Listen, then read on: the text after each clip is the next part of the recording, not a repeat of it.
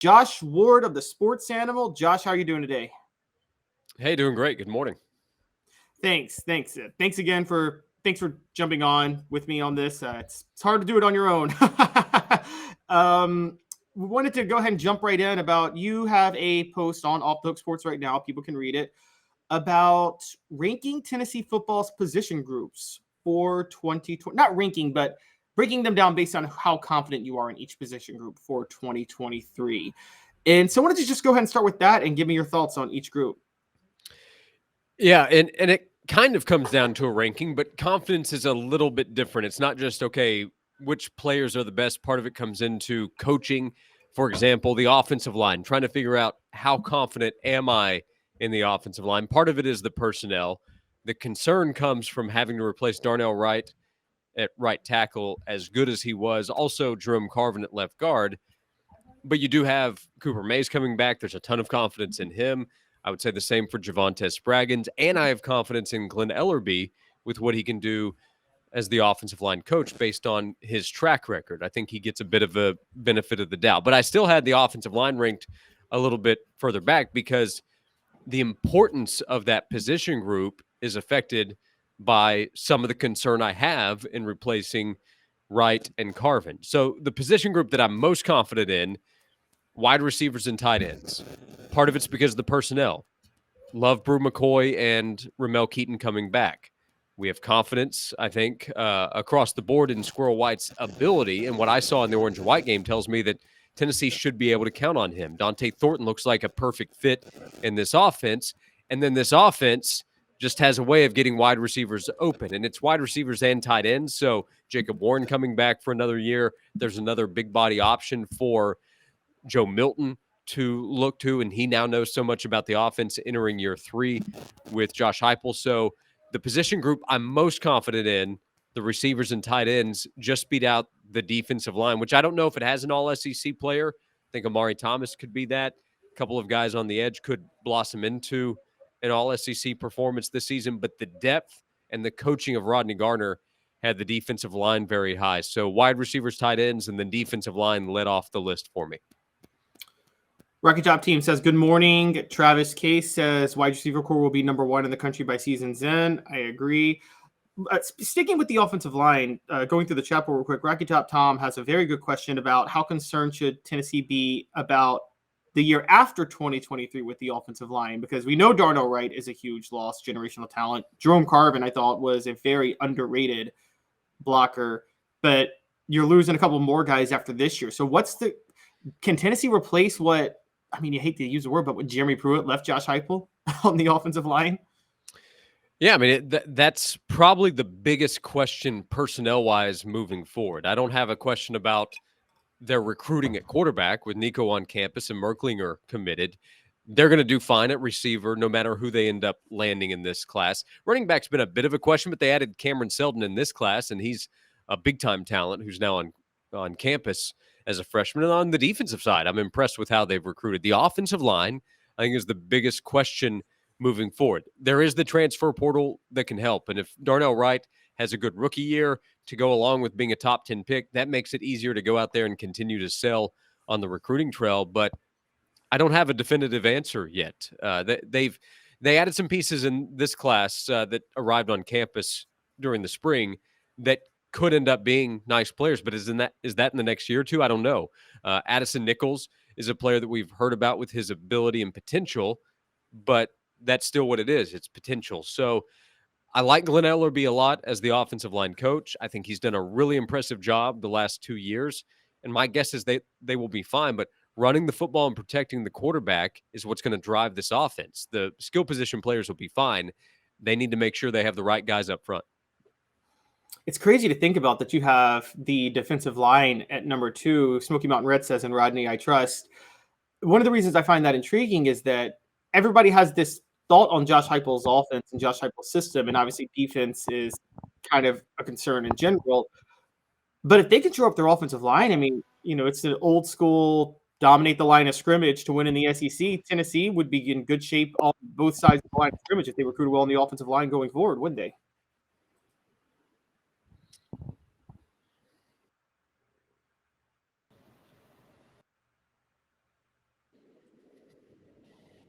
Looks like we're having some technical difficulties real quick. While going through there, going to read through the chat room real quick. Rocky Top Tom says, from the last 2 years, would you say Glenn is our guy long term for OL coach? Yeah, I'd say Glenn Ellaby is the long term offensive line coach. I'd say Josh Heupel has a lot of faith and trust in him, so I think they're in pretty good shape with him.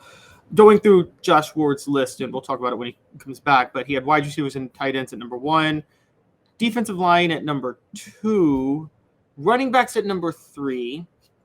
Quarterbacks at number 4, linebackers at 5, offensive line at 6, special teams as a whole at 7, and quite honestly, to nobody's surprise, defensive backs at number 8. Although with defensive backs, I think we can agree there's some low-key potential there. Josh, you still with us? You able to be with us?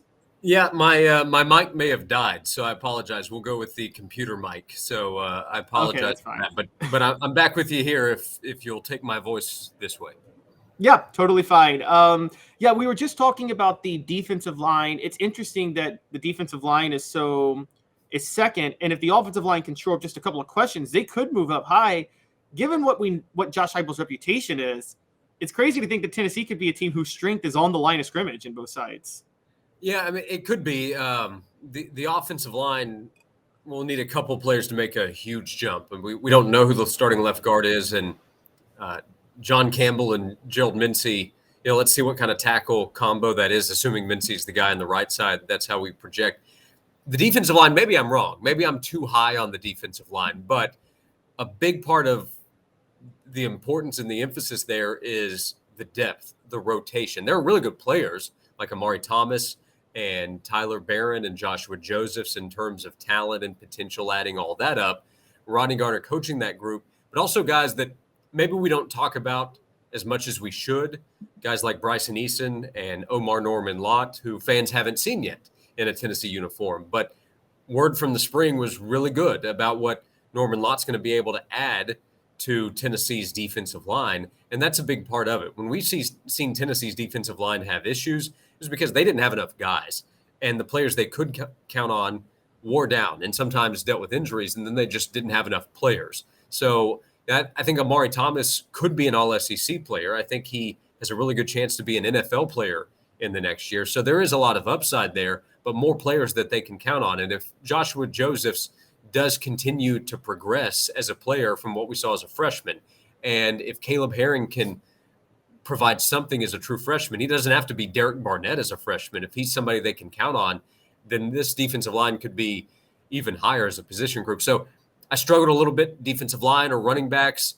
And if I was choosing receivers and running backs as the top 2, part of that's confidence in the offense itself, not just the players. So the defensive line, I do think, has taken a big step forward. And if it plays at a higher level, the defense should be better, which could help Tennessee get back to where it was this past season. Be better? I don't know. 10-2 is so impressive, 11-2 after the bowl game. But to maintain that level and give itself a chance against Alabama, Georgia, and then everybody else, if the defensive line plays like it's capable of at the highest level, it can play with anybody.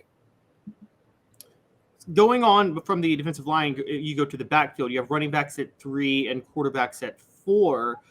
Running backs, it seems like it's the same concept where there's a lot of depth and numbers there, and I'm guessing that's what put them at 3. But are you concerned that even though we've heard talk about Dylan Sampson, there's not that? I know it's a high standard, but the Jamal Lewis type, that's not on this roster, is it? No, I don't think so. I mean, I think the highest upside player is probably Cameron Seldon. I love the speed, the burst that Sampson has, and now he's a guy that we factor in. A year ago, as a true freshman, we heard good things and we saw a little bit of it, but during the season, we also saw that coaches didn't have confidence in him because of pass protection. I think that will be higher this year. Seldon has high upside. Small and Jalen Wright have proven that they can play in the SEC. Running the football is so important. I think Tennessee will be effective running the ball. We saw in the Clemson game how important it was with Joe Milton at quarterback. And it's just, we talk so much about the quarterbacks and the passing game and the big plays, and obviously that matters. But Josh Heupel's going to run the ball, and I think he has more players that he can count on now. Remember last August, Tennessee brought in Lynn J. Dixon. That was out of desperation from where they were with their scholarship numbers, and he only lasted a few practices. they're not in that kind of position now. So Tennessee should feel good about the amount of players that they have and will be able to rely on. And I think the ability. Jabari Small is a legit SEC running back. Is he Jamal Lewis, Travis Henry, Arian Foster level? That would be unfair to say. Same for Jalen Wright. But they are good enough to make plays, especially in this offense. And the guys that we haven't seen as much might have the most upside, which can create more excitement. But if they deal with an injury, or if Jalen Wright or Jabari Small are banged up as they have been in the last couple of seasons, maybe Tennessee staff can be more comfortable resting them, getting them back to 100% or close to it, and letting the other guys run the ball. Because I think Jabari and Jalen have had to run through some injury issues over the last couple of years. So elephant in the room, quarterbacks at number 4. Yeah. Someone could make the argument that might be a little high because technically we're still not sure of either guy as a starter. So what led them to be in the top half for you? Well, you're right. The question is Joe Milton ready? Is Nico ready if he's needed as a true freshman to play? Because this is for this season. This has nothing to do with 2024, 2025. This is for this upcoming fall.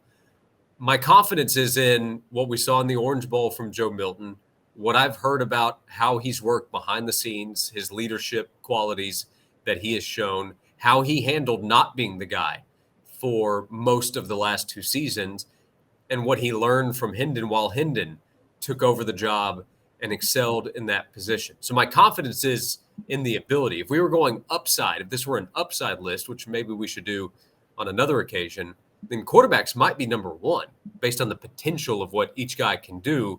But each guy enters with a big question mark because there is a scenario where Joe doesn't play well enough for this offense to keep pace with what it did the last year and overall the last couple of seasons. But I think the floor is also a lot higher than a lot of people want to recognize with Joe. I mentioned on our radio show earlier this week, sometimes I feel like when people talk about how Joe Milton played at the start of the 2021 season, they talk about him like he was Chargers Ryan Leaf. He wasn't anywhere close to that bad. He had problems and he had issues overthrowing on deep passage, which, by the way, are low percentage throws for any quarterback. And he needed to be better. Everybody recognizes that. I know about the end of the Ole Miss game. But his physical ability and this offense raises the floor of what Joe can do. And I have to imagine that's probably the case for Nico. So it's not number 1. Number 4 on this list, I think, is pretty fair for the quarterbacks, considering question marks with other position groups and the ability that this group, the quarterback, still has.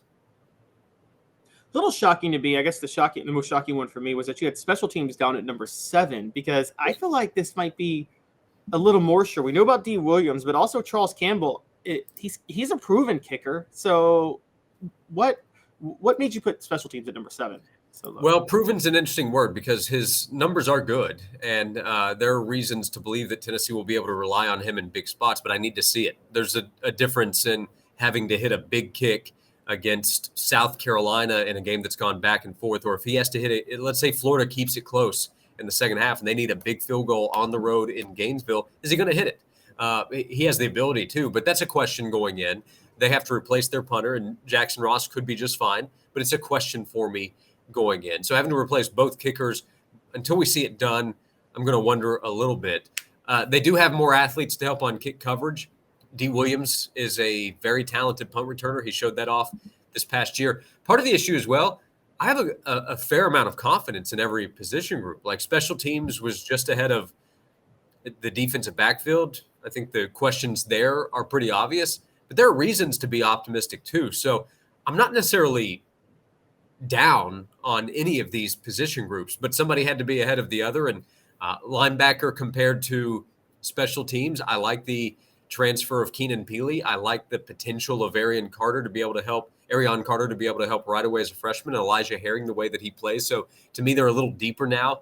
But the coaching of special teams under Mike Eckler has been good, so there should be some confidence there. The fact that special teams is as low as it is actually kind of a compliment to what this Tennessee football team can be this fall. Yeah, so you bring up linebacker, and I agree with you with linebacker. I think that they could actually be very good. It's just a little bit of questions of what we haven't seen.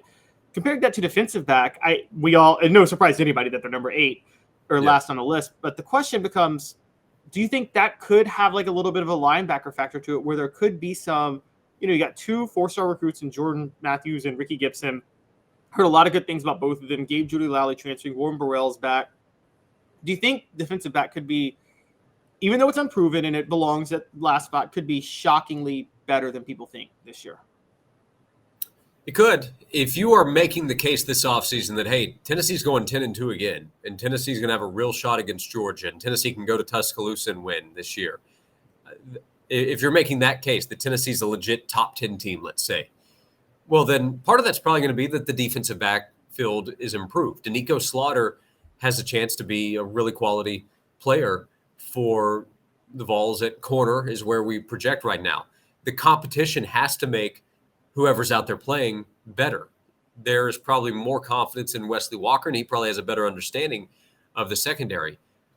The concern would be of what if the coaches say, you know what, we know what we're getting with the veterans. We're going to stick with them right now, but they haven't actually made that much improvement. At safety, they still have some concerns. They're still struggling in coverage at corner, and some more talented players who might make mistakes, but also might be able to progress and be better players by the end of the season are left on the sidelines. So that's a question I have, and that's a pretty typical question when you're talking about freshmen trying to beat out veterans for playing time. I think often coaches are going to naturally go with the guys that they know and have seen out there first. But the upside, the improved level of talent, and the increased competition should make this defensive backfield better, and it should be improved from where it was a year ago. Before we move on, Smoky Mountain Red says Campbell will be a good ad. Talking about the offensive line, I agree. Rocky Top Tom says, in reference to your mic issues, we'll take the voice of award any way it comes at UT. So even though you are not related to John, right? I will take that compliment for sure every single time. I've been dealing with some sinus issues as well, so I'm not at 100%. So less than 100% microphone and then less 100% Josh is not the equation we're looking for, but we're working through it. We're getting Michael Jordan's flu game here. Travis says high-powered offense will help the OL and all champion teams start in the trenches. Rocky Top Tom says coach inherited a thin roster. We talked a little bit about Cam Selden seeming like a little bit more of a violent runner and deserving of reps. You mentioned him. And Elias Gray predicts Jalen Wright will lead the team in rushing if he stays healthy. I disagree. I think it'll be Dylan Sampson or Jabari Small. Travis Case says he can't remember the last time there were this many quality running backs and receivers on the same team. And also Travis says Rocky Top Tom says he thinks it'd be around the Fulmer years and says, I miss Robert Meacham a lot. Yeah, I think we all miss Robert Meacham. That was a fun. Yeah.